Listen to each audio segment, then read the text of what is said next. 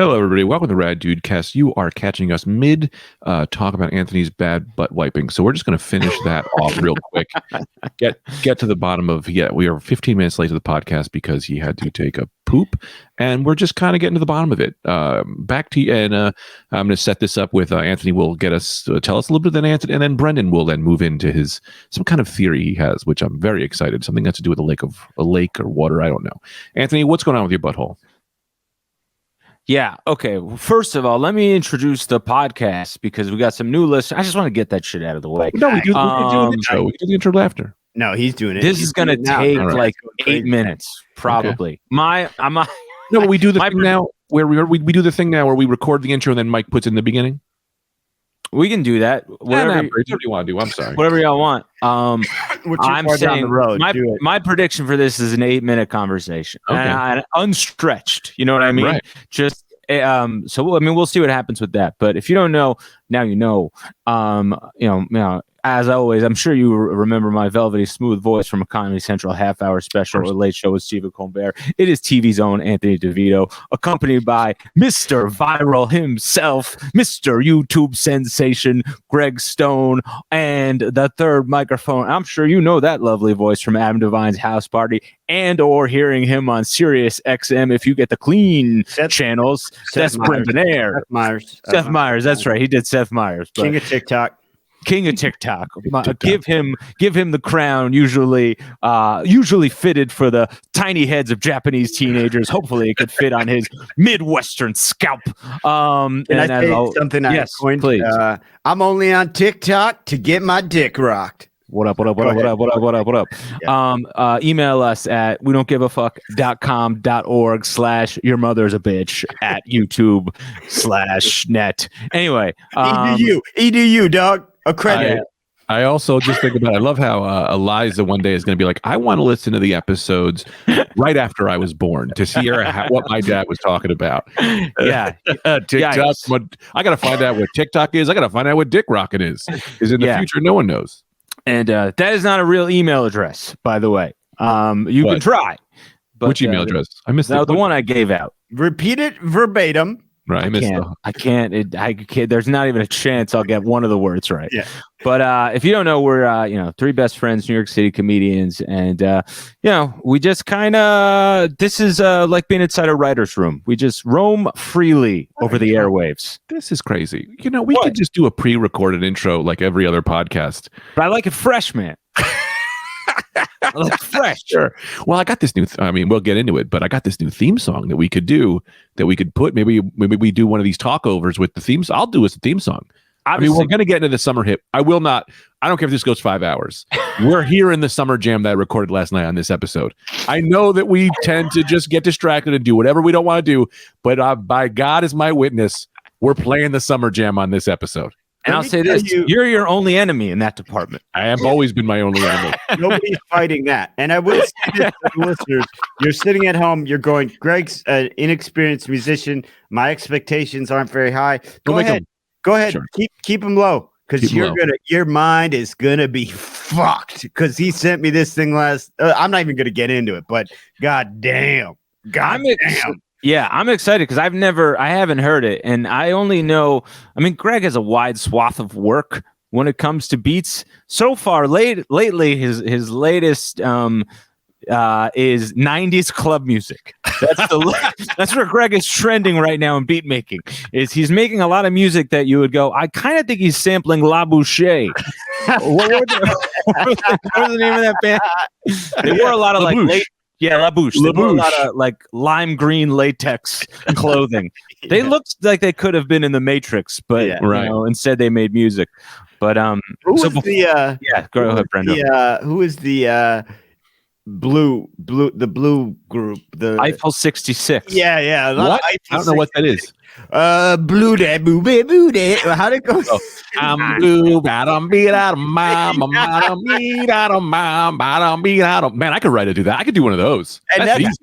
That's fucked up because I never thought of it, but that song came before Blue Man Group. And that's kind of fucked up that they just took a song and made a long running Broadway extravaganza, if I will call it that. I will have to push back on this, but I want to hear what Greg's going to say first. Real quick, the idea of being blue, which is just hitting me now, which is crazy, is if you're blue, you're not sad, you're dying. Okay, so if someone's saying I'm feeling blue, it's like get the man to a hospital. It's a very understated thing. If you're feeling blue, you're either hypothermia, you're too cold. And I just want to say that I don't understand where that could have come from, except for someone dying. Now back to you, Anthony. No, I mean I think you're right, man. They had a lot of fun with The Walking Dead, did they not? Eiffel 66. These three bachelor Swedes that they were probably. Dude, they got the hand signal, which is like Dane Cook or the Bloods. I don't know. They got like they're doing the 2-gun thumb thing. Yeah. They were originally part of Torgasm, but they were dropped because of copyright issues. But yes, they had a lot of fun with the feeling of being blue. It was either you're depressed, you're drowning, or you're at death's door. But these folks saw that and went, we got a club hit on our hands. Yeah. Yeah, they do look like. Yeah, they do look. Oh, let's get back to your butthole, Anthony, because we do know. Oh, yeah. But before we do, I have to answer Brendan, because Brendan did say and I'm not 100% sure on the dates, but Blue Man Group had been going on off Broadway. This had been and I know you were out there in Cleveland Heights with with whatever you guys had going. You guys probably finally got Sunset Boulevard to town. But in New York, where Greg and I were raised, right in the doorstep of Manhattan, New Jersey, the Blue Man Group had been going off Broadway for years and years and years. And I'll tell you, I know this because we went when I was a young child, and you know how scared I was of attention. We came in, as my family normally would, we came in late to the Blue Man Group. And it was in a small theater. When you come in late, the Blue Man Group, they like to make a big to-do about whoever came in late. So they fancied us a bunch of late birds, a fucking alarm went off. It was a whole thing. And then so everybody looked at us, and I think they booed us because that was like the fun convention of the show. I was so mad at them about this whole thing. And then at the end of the show, it was revealed that NYPD Blue fame Dennis Franz was there the whole time. But they made no stink about him till the end. How embarrassing that must have been to be shamed in front of Dennis Franz. I could never imagine the pain you must have went through. Dennis Franz looking at you going, how could you be late? You'll never be on my TV show. Yeah. I bring this up quite a bit in therapy. Hollywood opportunity lost. Connection severed. Yeah. You know what it's like for me to go home and scratch that off my sheet of lined paper? Hollywood friends will never like me. Yeah. Adored by Dennis Franz, and I had to cross that off in pencil. I love the idea of one day you're in a TV show and Dennis Franz is on the show and you're like, Dennis Franz, and he goes, hey, I know you. You were fucking late to Blue Man Group. Yeah. Cameras, I walk. He walks or I walk. No, it wasn't me, Dennis. That wasn't me. No, I respect the theater. That wasn't me. Correct me if I'm wrong, but wasn't there like a big hullabaloo when I was a kid? Like, wasn't there a nude scene on NYPD Blue with Dennis Franz's ass? That's who that was? I didn't know who Dennis Franz was. Yeah, and it's like, that's who you're breaking the ass barrier on TV with? Dennis Franz? Baywatch couldn't have done this, you know? You're going with Dennis Franz for the ass barrier. I know why. And it makes sense if you think about it, right? Because they were like, look, guys, this is clearly not sexual. Yeah. This is such an ugly man. No, this is more medical than it is anything. So clearly, we can do it with this guy. Right. This is along the lines of a Nat Geo doc. Yeah. This is for science. Yeah, children will not be aware it's an ass, so don't worry. It's unidentifiable as such. The medical team here tried to stitch it up when he came on set. Maybe that's why they had to do it, because, look, I'm not trying to fat shame here, but Franz was a bit obese. And I think that's why they did it. They had to go, look, we got to let you guys know this is a human being and not a porky pig. Yeah. I don't know if you, just to like freshen your memory, what's funny is he was 90s fat, which isn't fat. Like, I probably weigh more than him. Like, you look back at like him and George Costanza and you're like, yeah, these guys aren't that big, but thank you, Mike, for showing on repeat. Yes, this actually looks better than mine. Yeah. I mean, why did they do that? just showed his butt on TV. And not only that, so he's showering. For those of you listening audio only, look it up. He's showering. It's a clearly established shower shot. No need for anything else. And they just do a weird diagonal pan down to show his ass. End of scene. It's no like shower either. Yeah. No shower. Water everywhere. That's a sweeps week move. Yeah. We show Franz's butt. We got to boost the rating somehow. It doesn't make any sense why they did that. I don't even like it. Doesn't add to the story at all. I know what happened after seeing that because I don't remember. I know what happened. Franz was for years going, I know I'm kind of fat.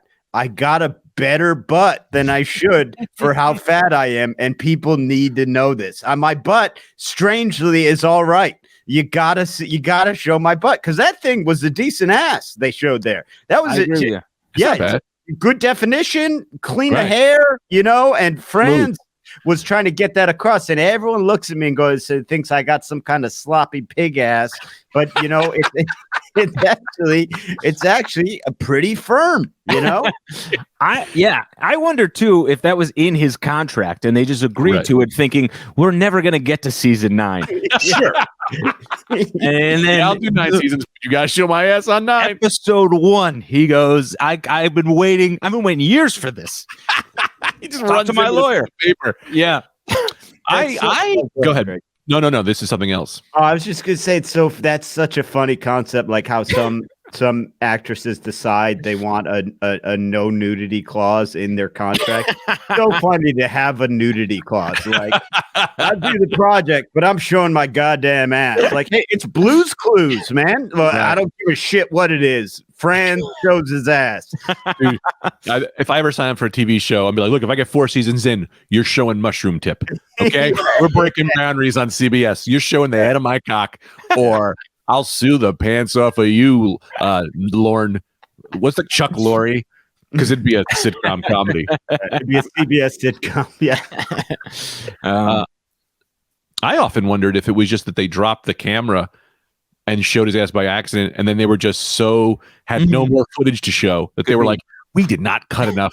The only way we're doing this is this half a second of time. We didn't sell enough ad space. We got to show Franz's ass. We're burning union time. We go over, we got to pay so much more. It's that or Franz's ass. Weigh it out, guys.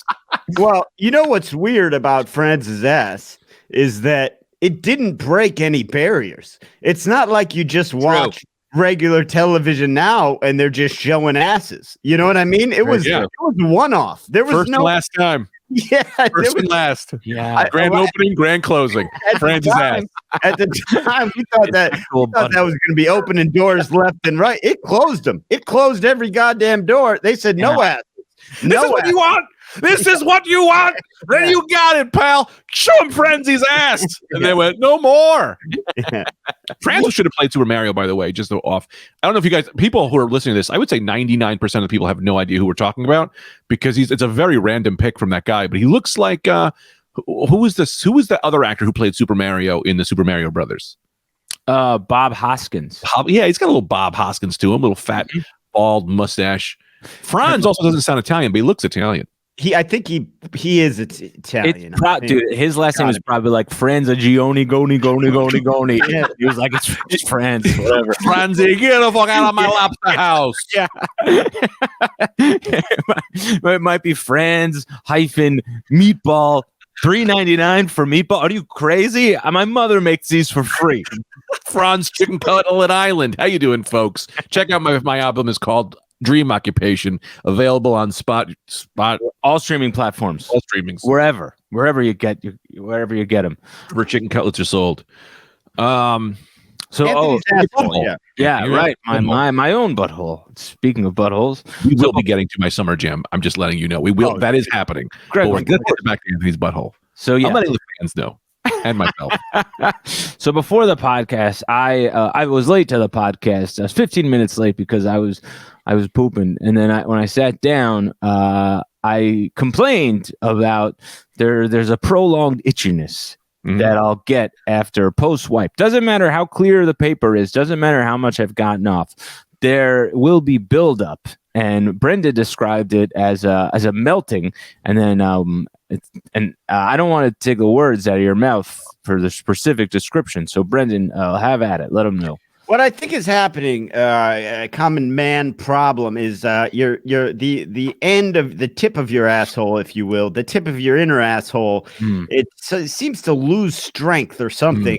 And you wipe, you get everything out there. I don't know if the people want to hear this, but you get everything clean down there.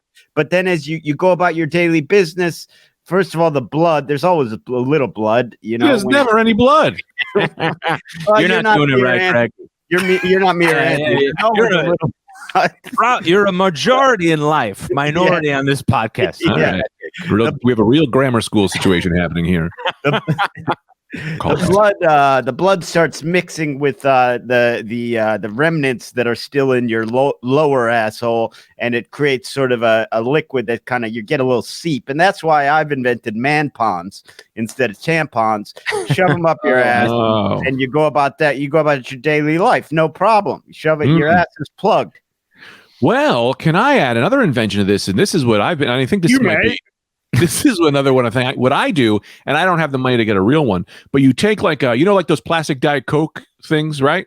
Yeah. With the screw on top, right? Yes. You cut the top off, right, and unscrew the screw, and you put that hole that you screw it right in your butthole, so that when you poop, it just comes out, and then you never have to wipe because it's not touching the sides. So it's like this little circular barrier that you just keep in your butthole. It kind of keeps your butt open, like one of those large gauge earrings that the goth wear. You know what I mean? You just kind of put that in your butthole, and then you're just able to just slide them on out. Brendan for 5 points. Yes. Question. Enjoy the idea.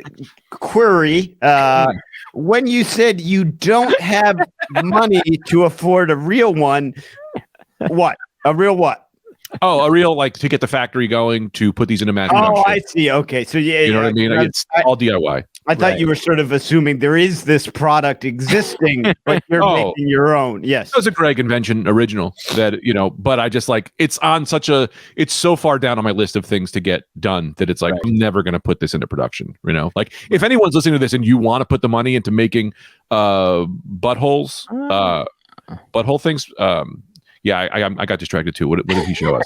Mike has pulled up a tin condoms for men. Guard. They look more like a pad, and I don't want a pad. I'm not a pad man. I want it up there. I want it shoved up there. Oh, what's a pad? A pad is my underwear. I want a plug. Actually, Brendan, to advance my invention here, if you put the cap back on the screw hole, that's how you can close your butthole up. This is great. So I didn't even think about doing that. I just said keep it open, and what falls will fall, and you'll be done in the first 10 minutes of your day. But yeah, you put the cap back on there, you're good. You've killed 2 shitty birds with one cut open Coca-Cola bottle. I hope this again is the podcast that Eliza decided to jump in on when she turns 18. Yeah, I'll say this. What does my husband do? Because you're dead. You probably, something. You tried to lift too many weights and your brain exploded, and so. Your wonderful daughter goes, I still have my dad thousands of hours to listen to. And then she just goes, he was the funniest man I ever lived. I don't even want to insult you. She goes, Mom, does he ask for people to send him naked pictures every episode? You were together at this point?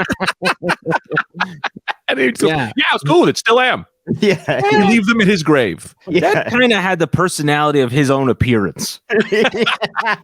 Just we should get it. We should get it on paper that I think that when you die, we celebrate leaving nudes at your grave. I think people should leave nudes at your tombstone. Get that? Because I love nudes. I love them. I love to get a nude. I love it. I have permission from Amy. Everyone, I just love nudes. Because men, women, whoever, I like to see what's under people's clothes. Right. Get to know the real them. Yes. If this isn't a fast track to Brendan faking his own death, I don't know what. Yeah, man. Wow. Great call. Yeah. Great call. Just staring into a casket that looks suspiciously not enough like Brendan. There's Thing's only 3 feet big. Yeah. I couldn't afford the full size for a fake death. Yeah. Weird enough, someone dug up that grave. Yeah. And all they jacked were the nude. They left the body. They jacked the nudes, though. Leave the body, take the nudes. Leave the body, take the nudes. That's like a rap song. This guy hears music everywhere. He's like August Rush. Yeah, it's a regular. Everything is art, bro. Amadeus. Is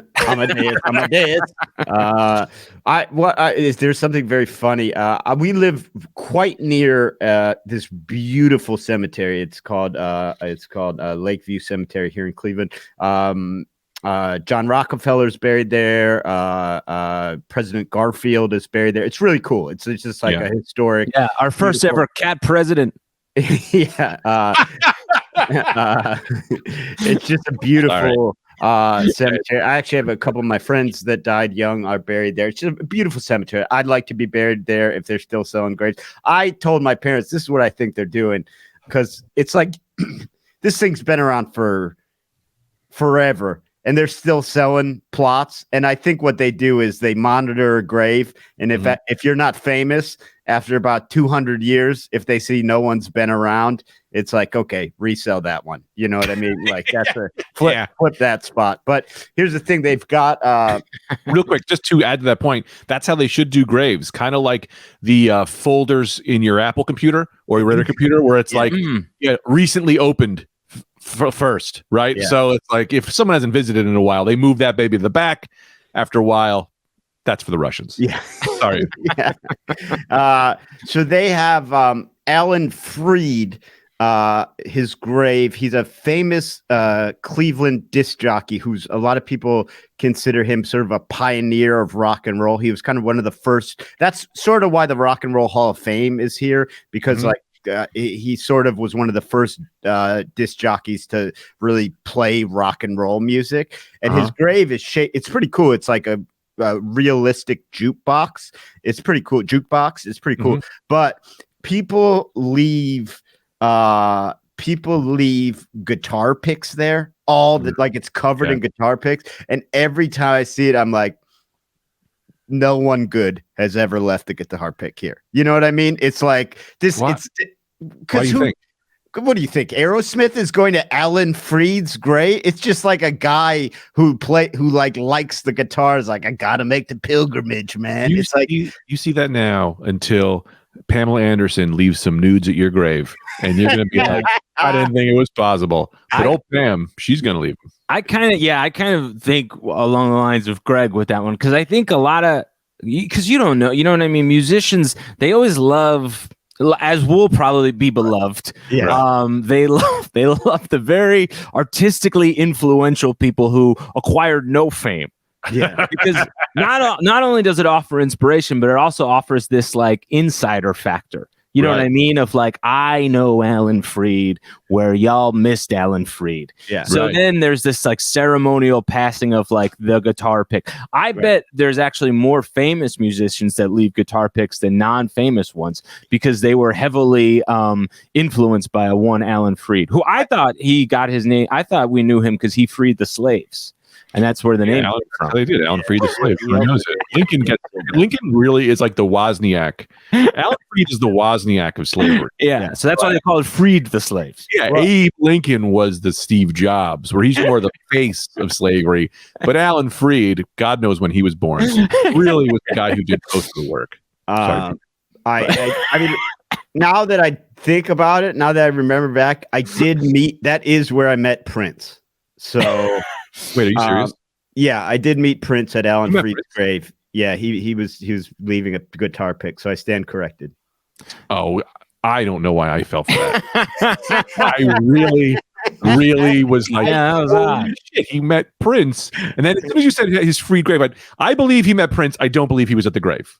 You don't think that would have come up on the podcast already at 11 years, 8 years? I have met Prince. I have met Prince, and just not at Alan Freed's grave. Did you really meet Prince? Now no one knows. No, I can't read this. I have met Prince. All right, give us the situation.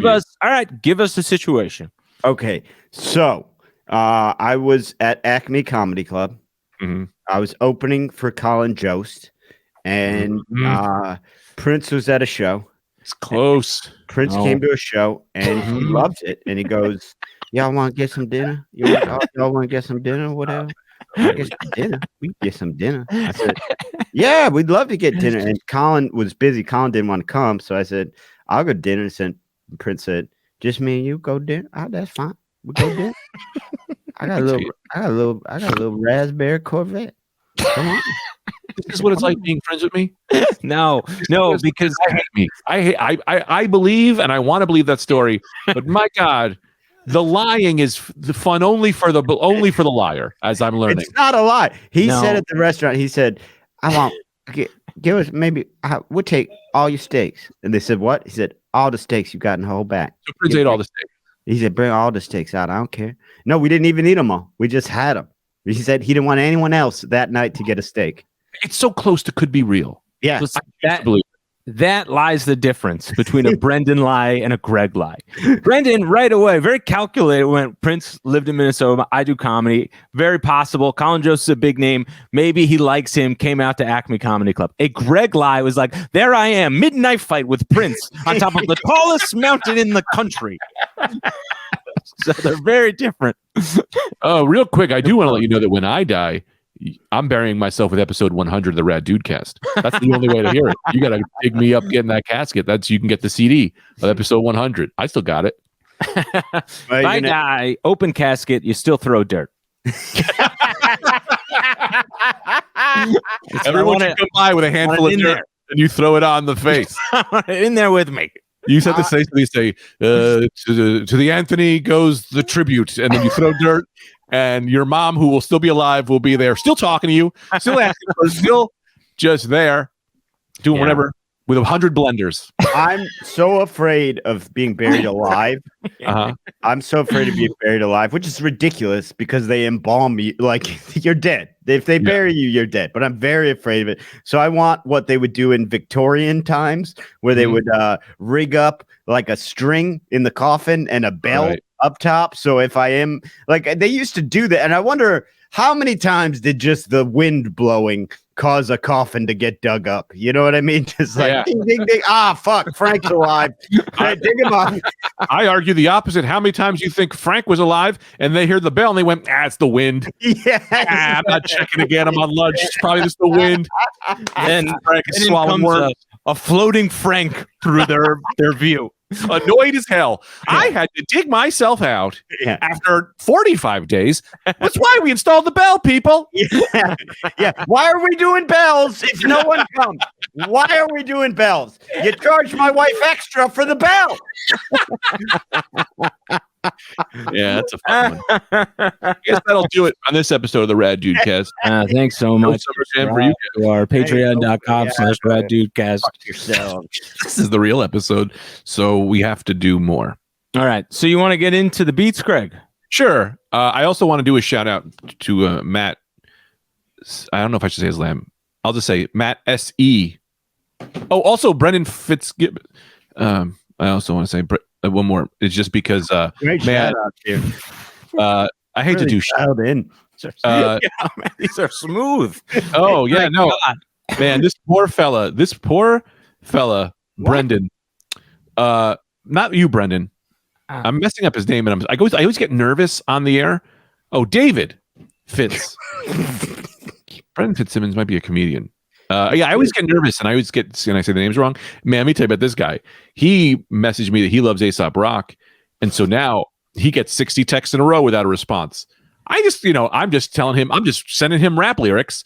Sometimes people don't realize what they're signing up for. Hey, I'll talk to Greg about this. Yeah, well, now I'm going to message you all the time, and it's going to be too much. I've become a little too clingy.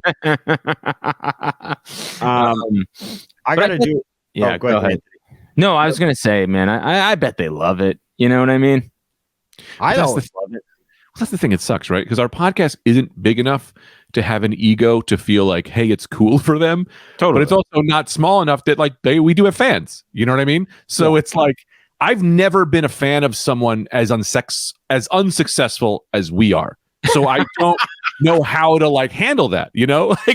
I've never been fans with someone who was down the block. You know what I mean? This is a great point. We're not at a level of fame where there's a disconnect between fan and celebrity. It's more friend to friend.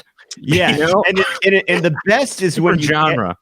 The best is when you get like the fan that doesn't quite realize that, where they're like, holy shit, this guy is just talking to me now, and it's like, yeah, man, like you make more money than me. Like I'm looking for advice, you know, like I'm looking at your Instagram. Your life seems pretty good. Like, what's up, dude? You know, like I'd like to be friends, you know, but like occasionally you'll get those fans who are like, what, dude? I talked to the dude from the Rad DudeCast, and you're like, I'm happy that I talked to a guy from the fire department. Yeah, my wife. I'm like, I talked to a toll guy before. I always wanted to know what that was like. They get bored in there. Can you be on your phone? It's probably a lot of action. Very short interactions. I would say 99% of the time when someone says I talked to someone from the Rad DudeCast, the answer is who? That is 99. No one ever goes, damn, that's cool. It's always what? I don't even know what a podcast is. Right. Yeah. We require a lot of explanation after you mention our name. You know, it's not like you're like Whoopi Goldberg. People go, yes, sure, Whoopi Goldberg. You mentioned Greg Stone, you go, okay, here comes a paragraph of who that is. Yeah.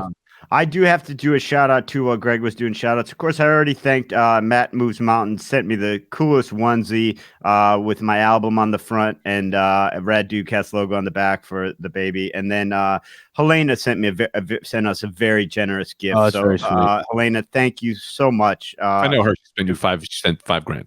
It really meant a lot to us, especially meant a lot to Amy. I mean, it meant a lot to me, but it didn't surprise me because we know how generous and awesome of a person you are. But Amy was just blown away that a fan of the podcast, Matt, same thing for you, that a fan of the podcast was like thinking of us in that moment and sent us stuff. So that felt really cool. And again, it always reminds me, like, we have the best fan base. Like, I love having a fan base that we don't have to worry about, like, are we driving people to kill people? Like, are we responsible for maniacs? Like, right. Well, we are. Have nice people. Yeah, they're good maniacs. Different ways. Yes, like us.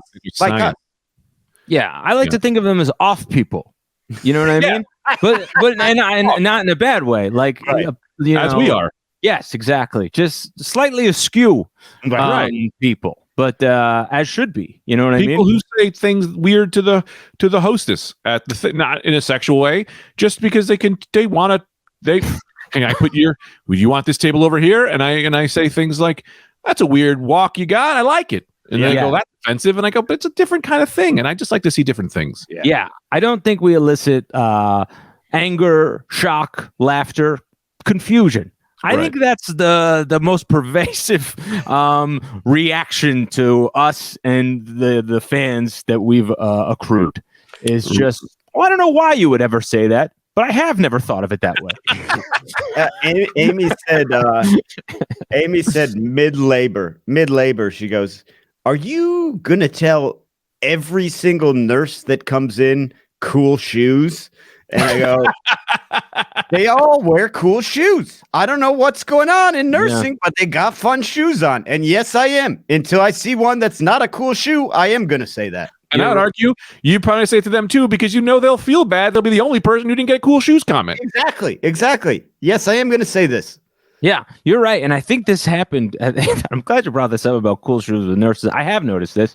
And I think this happened. This is my theory because I think porno changed the archetype of what a nurse is so drastically that to counteract that, nurses went super drab, super dull, super medical looking. And then at some point, that ended. And nurses went, let's fashion it up a little bit. Sure. If you have noticed, the scrubs themselves have gotten a bit more shapely, a bit more designed. And the shoes, the orthopedic shoes that they wear now are colorful and pretty stylish. And they're not orthopedic shoes. Some of them are. Yes, they are designed for the lady or man who's on their feet all day long. They used to wear those bulky white jammers. Not like corrective, but yes, they are comfort based. Yeah. Oh my god. Oh my god. Yeah, well, what happened there, and I believe, is because the hospitals used to supply scrubs, Right. and so they would get the cheapest ones. But then people, when scrub stores started opening, then it was like, oh, well, how am I going to sell scrubs? Well, we'll make yours a little sexier, right? And then nurses were like, well, I want the sexy one. And let me tell you something, scrubs get me so goddamn horny. It is crazy. I know. I salute all nurses. Nurses and I guess that's because that's that. Like, I mean, I don't want to fuck my mom, but I've always found nurses. Yeah, your mom just happens to work in. I think it has nothing to do with your mom. I'll go out on a limb and say it. Right. So, if you don't mind, can I tell you what I did last night? Please. I made the greatest summer jam anyone's ever fucking heard. Now, because this thing's going up tomorrow, I did post it on Instagram, so people probably already heard it. Actually, no one did. It only has 3 listens. No one's listening to coming to my Instagram for the beats. But I'll tell you, I bought I had a coffee way too late at night, and then I was like, fuck. I was up till 6 in the morning, and I was like, well, I'll just smoke some weed to calm me down. It just made me crazy, and I went extremely into figuring out like GarageBand. I can't do Ableton's really hard. Anyway, that's not happening. Anyway, got really into GarageBand, and then I was like looking up like music structure to be like, I'm gonna write the song. Wow. I went in because the whole plan was to write a rap beat so that I could rap over it by myself and show no one. Turns out I ended up making the goddamn summer jam, and I don't know how to make the lyrics. So I'm gonna play you the summer jam, and then maybe I looked up rhyme schemes. Okay. Maybe together we can write some lyrics for this thing. And I'd also argue, put it out to the fans. If you guys can write some lyrics for this thing, even if it's like 1 verse or 2 verses, winner gets a free month of Patreon. And I'm just going to send you $15 because I don't know how to give you a free month of Patreon. Greatest winner, greatest song lyrics. I'll give you 1 month of Patreon or $15 to spend where you want. What? I have an idea too going forward. This just hit me now. We can talk about it obviously later because it will greatly affect the tier system that we've newly set up in Patreon. Right. What if one of the tiers? What if it's just man, we make these music videos based on your songs? Sure, that'll be $100 tier. So I love Greg's idea. So if you want to remix the song or put lyrics to it, remix the song is great. No, the song. I know the song's great, but I'm saying don't you dare take a paintbrush to the Mona Lisa. Jam it up with some lyrics, and it's available on Greg's Instagram is where you can get the full song. I'm going to put it on Patreon, but for free. So all you got to, I'm going to put the downloadable link for free on the Patreon. So you just go there and you can download it, but you don't have to be a subscriber to do it. You could just go there because I know you can download stuff. I just know how to make things downloadable on that website. So just go to the Patreon and then you can download it. And whoever makes the best song, I'm gonna send you $15. Yeah, that's you can remix if you want. Cool. You have to say like, "Hey, yours was perfect, but I want to add my own spin." That's fine. You have to compliment me before you tell me. If it's going to go to everybody, how about you put it on the Twitter? No, because I'm going to put it on the they Patreon. Can download so they can download the actual song on there, the file there. Right. You can put the download link on Twitter. Well, do both then, Mike, for Christ's sakes. Greg I love this. Mike is going hard on Greg. No. Let me tell you what I was doing there. Let me slap Mike in the face with a goddamn. Let me tell you what I was doing there. What I was doing there. I know exactly. Best Buy will do a thing where they go, "Hey, we're giving TVs for money for pretty much for free." It gets them in the store. When they're in the store, they pick up DVDs. Okay, the plan was get them on the website. Maybe a few will stop in and them there. Live. Hey, Mike, get yourself out of this. Sam's Club. Mike, I was just hoping you would say what the Twitter was so people would go there too. We won't. We can't. We cannot. I don't know the Twitter. At the Rad DudeCast on Twitter.com. And Patreon.com/ follow us on all platforms. And God damn it, we're trying to get to the Summer Jam, but follow us at the Rad DudeCast on all platforms. And check out Patreon.com/ Rad DudeCast, where the true file will be posted. And if you're there, take a peek around. Take a look around. Maybe you like something. Grab something off the shelf. And Mike, I apologize. I'm not actually mad in any way. I always feel bad when I'm mean to you. I'm not. That's what I was about to compliment. You never hear Mike doesn't need to have a pronouns drawl to let you know he's from Texas. You know, he doesn't need to walk into a room and go, "Hey, these ain't my eating roosters. They're petting roosters." Mike stood there at the OK Corral, which is not in Texas; it's in Arizona. But Mike stood in any saloon with his 2 guns on his hips, and he said, "Put it on the Twitter."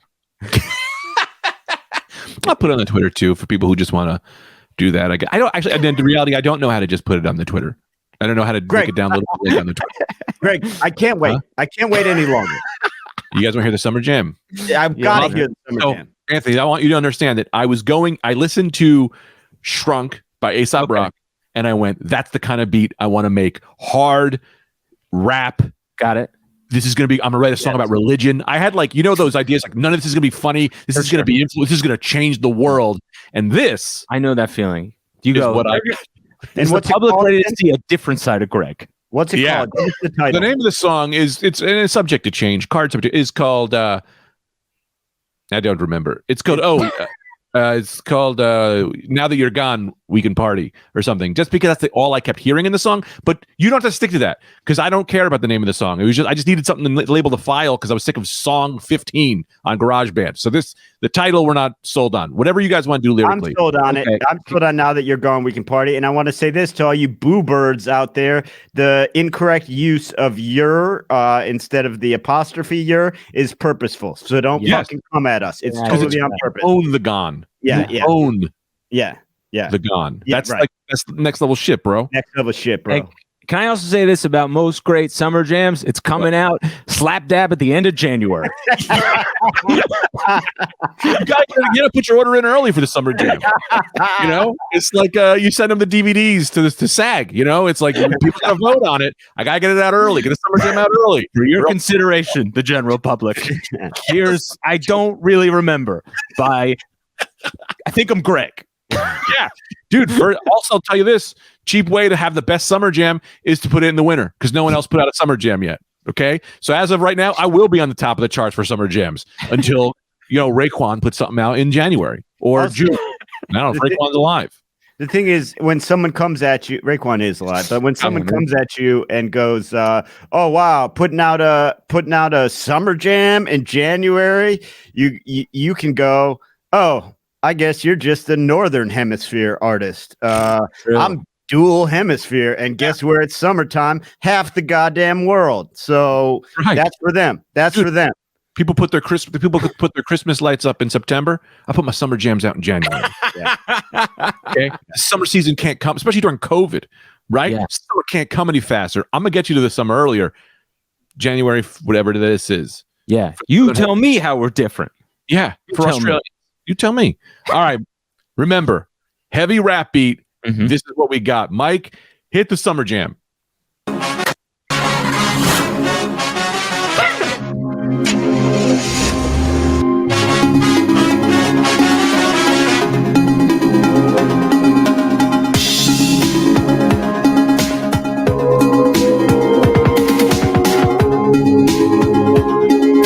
So good.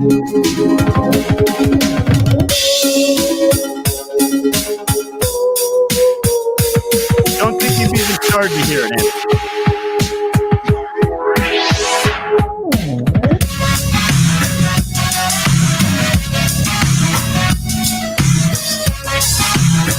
Back up, Skrillex.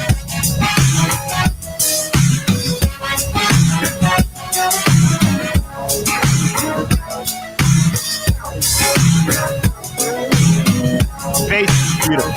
Bass is beautiful. Breakdown. We're in outer space.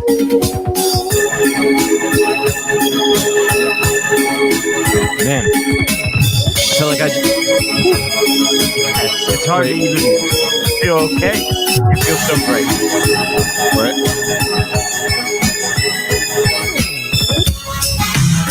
Back, hitting hard.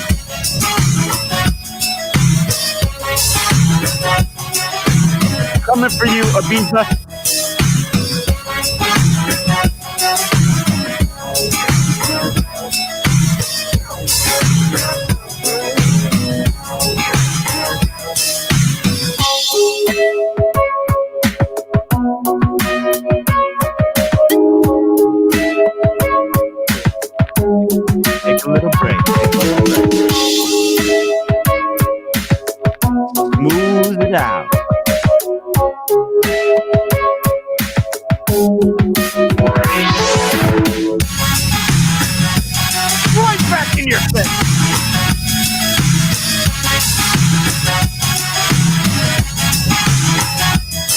Summer Jam.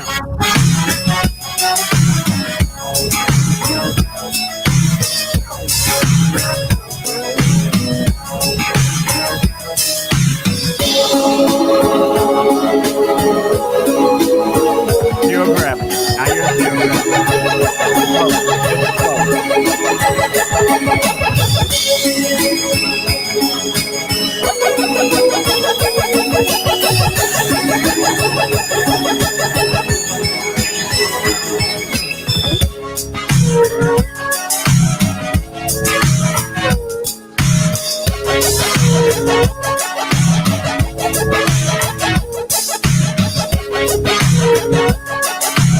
Home party.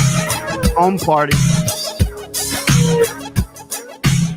It fades away. Now, here's the thing. Quick question. Wow. One, Very cool. I know we did a couple of comments over the song, which is fine, but do we need them? Because if you don't mind, maybe I want to have Mike lay the actual track over it, because you don't get the full experience through this. The audio is not perfect, but we didn't make a ton of jokes. Or do you want to just leave it in there and maybe I'll lay the track at the end? Let me say I apologize. Obviously, the comments were me. I was no. I felt it. I was feeling as if maybe the listeners wanted our commentary a little bit. Mostly let the song talk for itself, but also give our feelings on the matter. And they will be able to get the full clean track on the downloads. But if you think Mike should edit me out entirely and just have the track, I understand. You're the artist. Well, here's another reason too. Then people can just do a quick screen record, so they can have the full song. They don't have to download it. I don't know. It's up to you guys. I just think as an artist, I'm kind of like Christopher Nolan, where it's like, I need my film to be shot in IMAX. You know what I mean? Sure. I don't care about a pandemic. Theaters only. Theaters only. You know what I mean? Theaters only. The fact that I had to hear it in such low quality makes me kind of go, man, you guys aren't getting the intricacies. You're not getting where I was going, where I was coming from, what the ideas was. I was painting a picture. You know what I mean? Mm-hmm. So I want to think a couple things about the Summer Jam, right? Sure. Which I did think about. Yes. Very beginning of the Summer Jam, you hear half of the hook, just a trailer to what's coming in the song later. You give them a taste, then you bring it back. It's, dude, and I don't want to wax poetic because I'm this, I'm pretty much a Summer Jam. Wax. Yeah. I'm a platinum guy now. Songwriting, and that's not great. That's a lot of just bullshit, right? For whatever it is, it's just like storytelling. It really is. Like when you think about music in this way of like, okay, you're doing something, you're going to repeat something so that people feel like they're connecting, and then also you can't keep them bored. So when you are you have to add to the layers. You have to add things so people don't keep. It's like, oh, music is storytelling in this weird, crazy way, and I'm not even high right now. Like it is. As a musician now, I see these things that I didn't see before. Can I suggest? Yes. Oh, go ahead, Anthony. I was going to say the best stuff always is. Even any kind of design in any sort of form is at its best storytelling. Yeah. And you told me a story, and now that's up to everyone to interpret the story for themselves. Right. What I felt was I was inside a haunted house on a faraway planet, going through each level of the haunted house. Wow. A haunted house on another planet, alien ghosts. Yes, that's how I felt. Bring it there. But Brendan, go ahead. I was just going to say this. I mean, what I felt was I'm at a party, things are wild, but then I'm sort of transported. There's these moments where I was transported to a different realm, and I don't know what realm I'm on. I'm seeing beings. I'm seeing floating entities, and I'm scared but excited to be there. And all of a sudden, back to the party, back finding my dick on the lady in front of me, but then break back to the realm, back to the floating, it's like this story that builds and builds. What am I? What's real? By the end, I go, which is the real realm? Which is the real realm? Now, the real realm is because that's the thing. You trick them. You say, "Hey, look, we're changing it. It's a different song now." And the mind goes, "Where am I? It's a different song." And then you remind them, "We're the same song." Right. So, Brendan, sorry. And you decide what the actual realm is for yourself. And I think that's what this song does. It turns consciousness on its head. No, you don't though, because there is a head. because I tried to do that, and Greg explicitly told me what the real realm was, very firmly, that it was. Well, I was like on that other level. On that other level, it's a different. It's for everyone. Art is art. And let me tell you, if this isn't the biggest sales pitch for the Dead Mouse Masterclass, I don't know what is, because that's where all my training came from. That and SOX Beats, my main man. You got to follow him, of course. Huh? Yeah, he's the best. One and only. He's the best. He told me, he was like, well, this is kind of how I do them, right? And he gave me like bars and shit. And then I had to Google bars because I was embarrassed. But he's always there. He's very supportive of my music making. Yeah, he is. And I would say, going back to what you were saying about fans, and I like that Brendan was saying things every now and again. I think if people want to work within the confines of that, that's only going to make it better. You know what I mean? They could look at what Brendan's saying. They could stretch it. They could make it louder. They could make it a part of a sentence. They could do so much with it that I think is fun. Well, I wanted to throw this out there, Greg, and see what you think of this. And this would actually make less work for Mike and give the best of both worlds. What if the outro for today's episode? Now, Mike, you tell me if this is too difficult. What if the outro for today's episode was the whole track clean, no talking? Do you think that they're not going to be bored? But I think they're not. Who's going to want to listen to it again?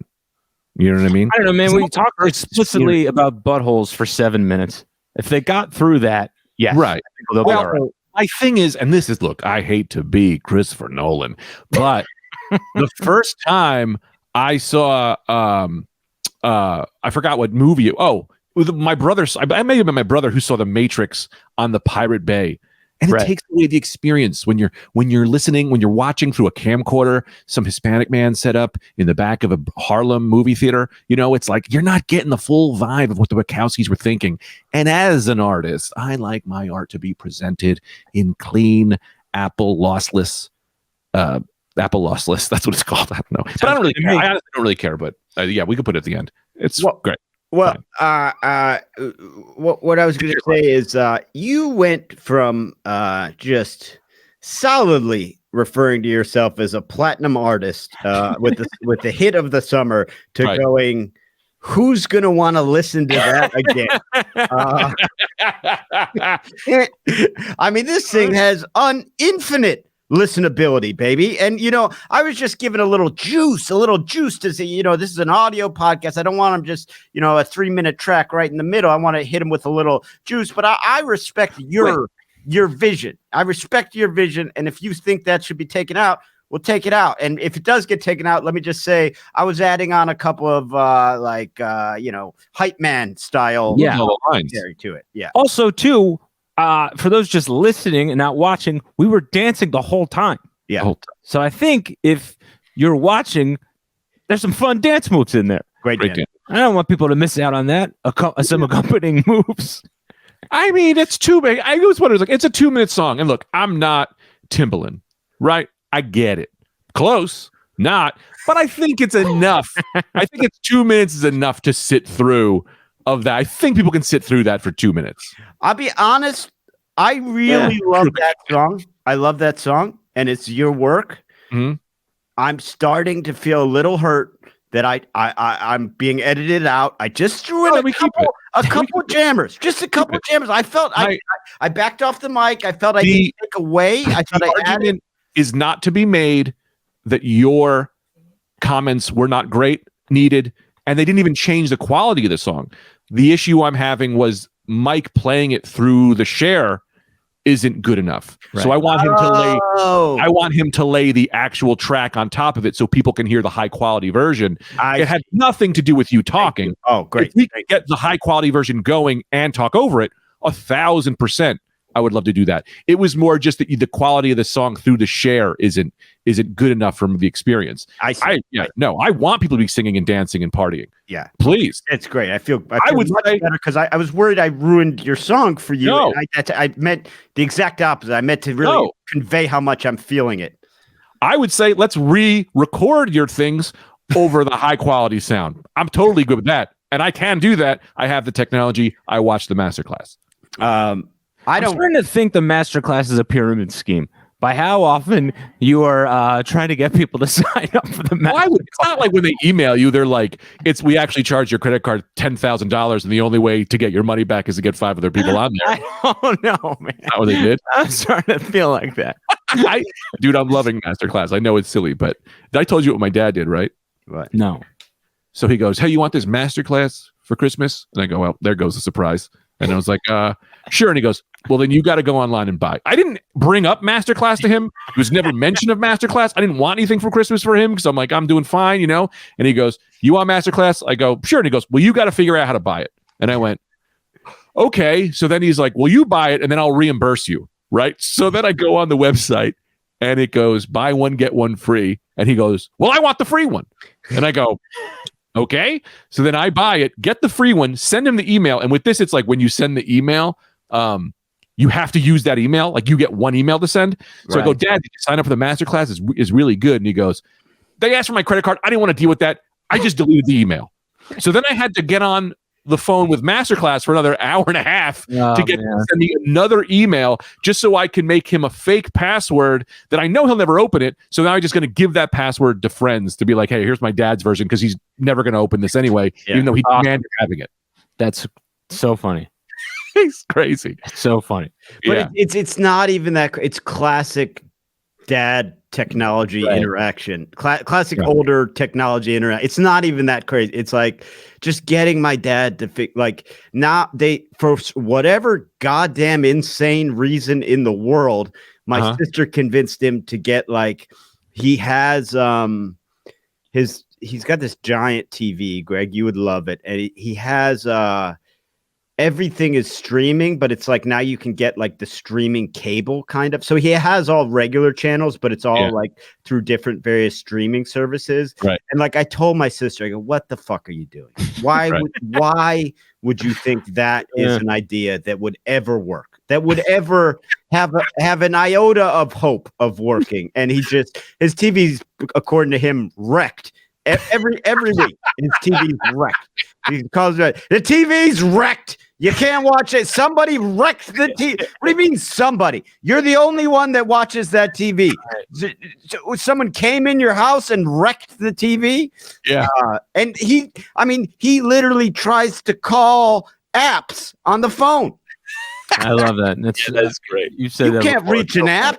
Can I tell you, I want to give you an update on, because I did get George for Christmas Disney Plus, and so he's been watching Mandalorian. Oh, right. Yeah. He texted me today.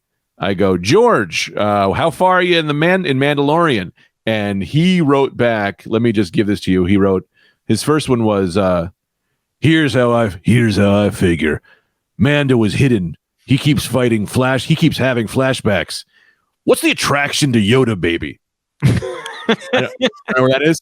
And then his second one is, I go, oh yeah, how far are you in? Because I didn't want to I didn't want to spoil anything. And he goes, just finished season 1. I think this Mando guy is going to help Baby Yoda. Yeah, man. That was the whole first season. What were you watching, man? He loves it, but also doesn't get any of it, which I'm like, it's so exciting. I think Anthony told me to do this. I think I got to start Zoom chatting with him and doing Mandalorian updates. Yeah. With how he, episode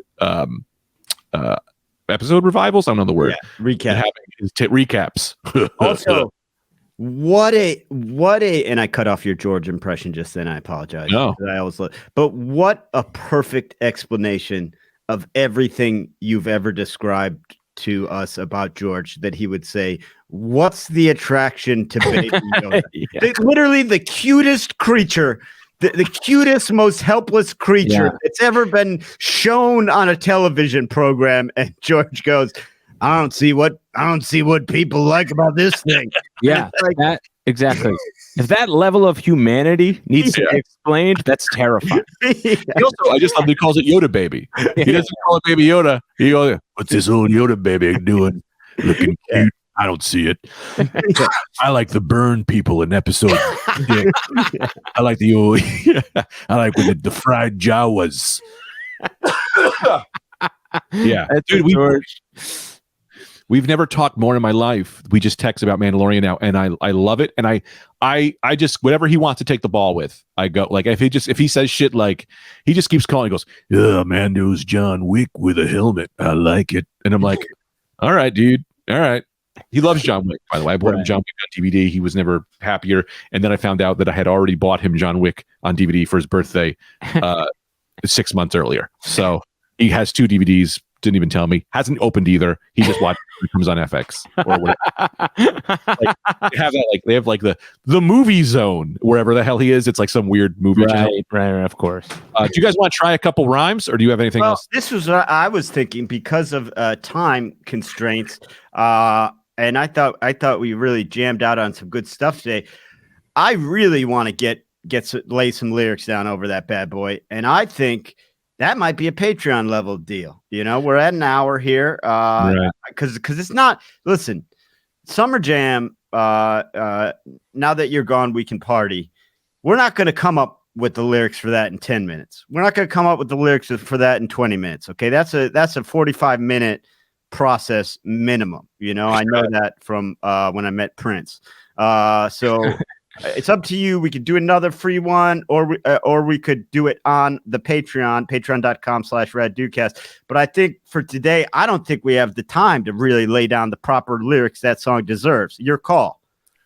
Well, I'll say this. With Patreon, let's not give them a hard guarantee that's what we're going to do.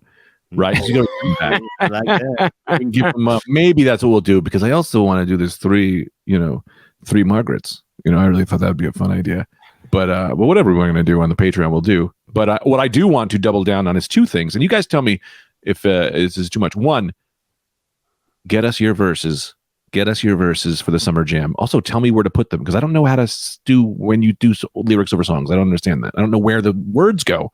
It's just because I'm too much. Do you want a quick example? I told him before the podcast, Anthony. I said the lyrics, they're like little birdies. They're trying to find their nest, right? They know where to go. You let your brain, you feel the song, and you let in, and I'll give you a little taste. And these are not the Summer Jam lyrics. This is not the Summer Jam lyric episode, but this is just a little taste of how you feel it. Because as you know, I was in the Lounge Crew, a freestyle rap group, for a few years. So Mike, hit Summer Jam real quick, and I'll just give you an example. Just give you a taste. I also in a car start too. It's a car start. We're starting the engine. Windows down. Just let it get into your head. Don't rush to start. Let it get into your head. Where the lyrics go? On your own, Bernie. On your own. Also, this was supposed to be a hard rap song. Going to a dead man's party. That's really what it is. Fuck that bandana, 10 gold chain, Summer Jam baby, hit me brain, that means bitch, suck my dick, you gotta get on it, that's the shit, mustache, bandana, 10 gold chain, Summer Jam baby, give me brain. Find it, let the lyrics find what they wanna live. I'll tell you what I hear. There's a space magic sound in there. I can't hear it. What am I? In outer space? What are you? Look at your face. It's a great, man. You make me sick. Get back to that girl, because she's sucking my dick. Sucking my dick. Here we go. This is what I heard. Now that you're gone, we're gonna bug it out. Now that you're gone. Now that you're gone, we're gonna party now. Now that you're gone. That's what I heard. That's the hook, baby. That is the hook. We're gonna party now. Now that you're gone. That's what I heard. I like that a whole lot. Got the music, Michael, unless Anthony wants to. It's too hard to understand you with the music because of the ducking and things. That's why I gotta get back in studio. Beautiful hook. It's like my DJ equipment. You know what I mean? I don't. Yeah, I go the opposite of Brennan. Brennan's probably right, man. I just go whatever's in my mind. Let the song adapt to my words. But that's a different. And if it does, it does. And that's equally I never hear a beat. Legitimate strategy. That we call that's widely known as the sort of half half of the guys in Wu-Tang go with that method where you're like, is this on the beat? I don't know. Totally. Sounds cool, you know, Right. and that's a widely acceptable strategy. And Greg saying you don't know, that's crazy. That hook was done, written, log it, book it. Hilarious. That's the hook, man. I love it. Did you like the song though, Anthony? I didn't. I love this. I love the song. Like I said, I really felt the vibe that I was going to this haunted house in outer space, and I was walking through each floor, and on each floor it presented a different set of ghoul. That's what I thought, man. What kind of ghouls? Well, I mean, I just think of green, bald, big ears as a ghoul. Well, a ghoul can be anything, man. A ghoul could be your fear of intimacy. A ghoul can also be Frankenstein's monster. A ghoul could be the drawn wooden spoon from your grandmother's hand. Seems like only out of those three things, Frankenstein's monster can be a ghoul. But JFK blew my brain, bro. To me, it's not getting a haircut, and then everyone laughs at me at the coffee shop. That's my ghoul. Sure, exactly. Could be the thinner gravity in outer space. man, again, gotta say it. You two are really pushing a wrong definition of ghoul on these people. Left my glasses at the hair salon. That's a ghoul for me. And I can't see for the rest of the day. Might have to use my backup glasses. They don't stay on. They fall off. Yep. What time is it? 9:15. I had to be there by 8:30. Ghoul. Ghoul, bro. Yeah, man. Too much. I got a couple more ghouls. Hang on. We got a couple more ghouls here. I don't have exact change. Ghoul, right? I don't want to pay the extra 2% they've been charging me for using credit card. That's a ghoul to me. And let me play the other side of the coin. All right. Well, then I don't know what we're gonna do. I'm trying to make a sale. Ghoul. Right? I went to kiss you on the cheek. You turned to me. We kissed on the lips. Ghoul. You know, I'm not weird about it, but it's like I didn't want my lips to be wet. It's not a homophobic thing. I just didn't want my lips to be wet today. That's a ghoul. Wet lips are a ghoul to me. Yeah. Well, that'll do it. But I'm gonna say, I mean, we could have went on with it. Thousands of more. This world is full of ghouls. Goddamn, a ghoul. A ghoul to me is ending the episode. I never want to end the episode. Yeah, but that's the unghoul like quality of this podcast is that we're about to do a Patreon one right away. Are we? That's a non-ghoul today. All right. Well, unless we don't. But we should tell people that are listening who aren't on the Patreon about the new Patreon tiers, just in case they were like, I never wanted to sign up for the Patreon because I don't know, I just didn't want to. So now we got some new ass tiers, so they might entice you a little bit. Yeah. Should I also wanted to bring this up to you? I hate to bring it up on air, but it's like I'm also like we're down for feedback. You know what I mean? Because like I don't want to like. You know, this is what we've been getting told, but sometimes the squeaky wheel gets the oil. So, like, we are down for not mean feedback. No mean feedback. Constructive feedback of like, hey, this is what I would like or wouldn't like, or whatever. we're all kind of doing this together, like from our. I don't have a marketing team. But I mean, like fan wise as well. Like your input matters as much as our output in some respects. Right. Obviously, don't get wild. But constructive feedback. But you can get a little wild. You can have a little fun.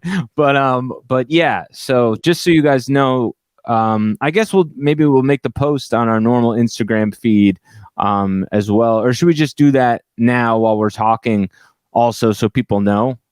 I can't say it verbatim, so we'd have to do it in a way that might pull it up. We could read it. Okay, that works. Yeah, so and I'll start off. If you're in the current $5 tier, don't worry about that. You know it, Brandon, off the top of your head? Because you messed this up. We're done. The start of People will kill us. The start of it. I know the start of it. If you're in the current $5 tier, don't worry about anything unless you want to up because you're going to be grandfathered in. That tier is going to be closed, okay?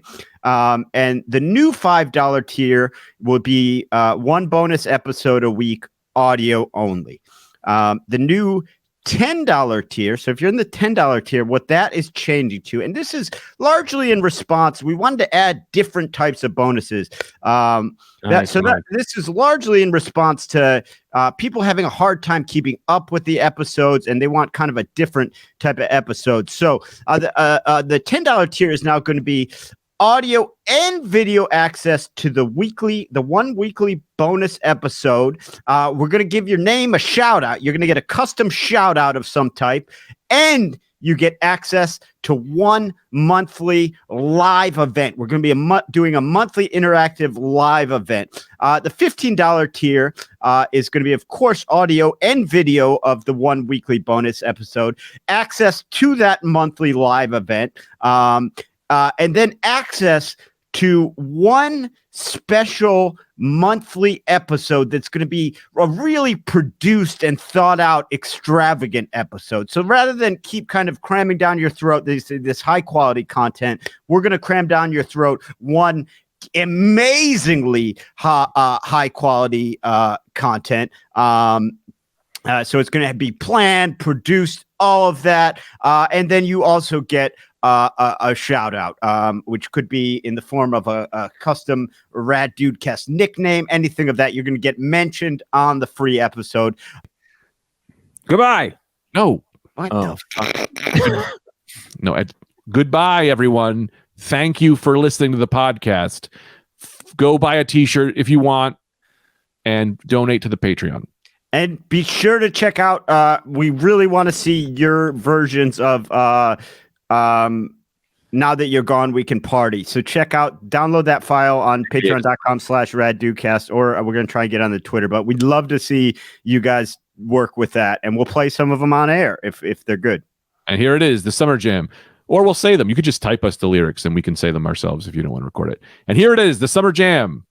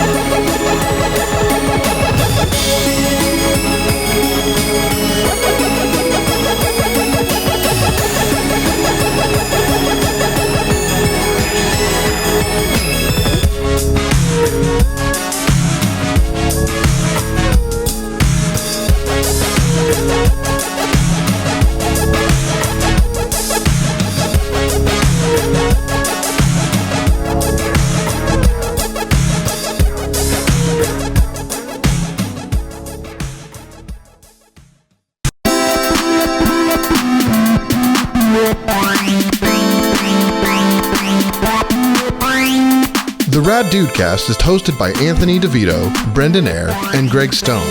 Original music by Brian Zippert. Produced by Mike Suarez. Executive producers Brendan Eyre, Greg Stone, and Anthony DeVito. Executive producers Matt Kleinschmidt and Robert Kelly for the Laugh Button Podcasts.